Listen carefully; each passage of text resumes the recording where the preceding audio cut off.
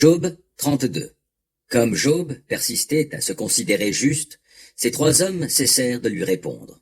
Alors Élihu, fils de Barakéel, de Bouz et du groupe familial de Ram, se mit en colère. Il se mit en colère contre Job parce que celui-ci se disait plus juste que Dieu. Il était aussi en colère contre ses trois amis parce qu'ils n'avaient pas trouvé comment lui répondre et qu'ils avaient ainsi condamné Dieu. Élihu avait attendu avant de s'adresser à Job, parce que les trois amis étaient plus âgés que lui. Mais lorsque Élihu s'aperçut qu'il n'avait plus rien à lui répondre, il se mit en colère.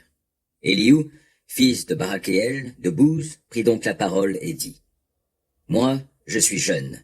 Vous, vous êtes âgés. C'est pourquoi j'ai eu peur. Oui, j'ai craint de vous exposer ce que je sais. Je me disais, ceux qui ont un âge avancé sauront parler. L'expérience de l'âge fera connaître la sagesse. Mais en réalité, en l'homme, c'est l'esprit, l'inspiration du Tout-Puissant qui lui donne l'intelligence. Un grand nombre d'années ne rend pas forcément plus sage, et ce ne sont pas les vieillards qui comprennent ce qui est juste. Écoute-moi, j'exposerai moi aussi mon savoir. Jusqu'ici, j'attendais, j'écoutais vos discours et vos raisonnements pour vous laisser critiquer ces propos.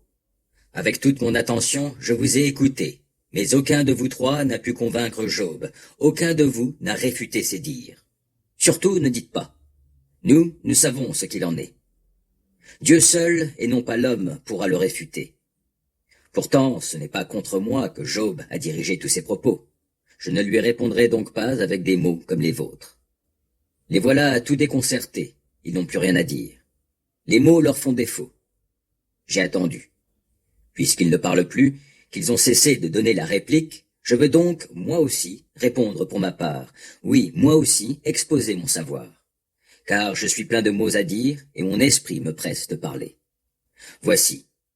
Dans mon être intérieur, c'est comme un vin nouveau qui serait sous pression, comme des outres neuves sur le point d'éclater.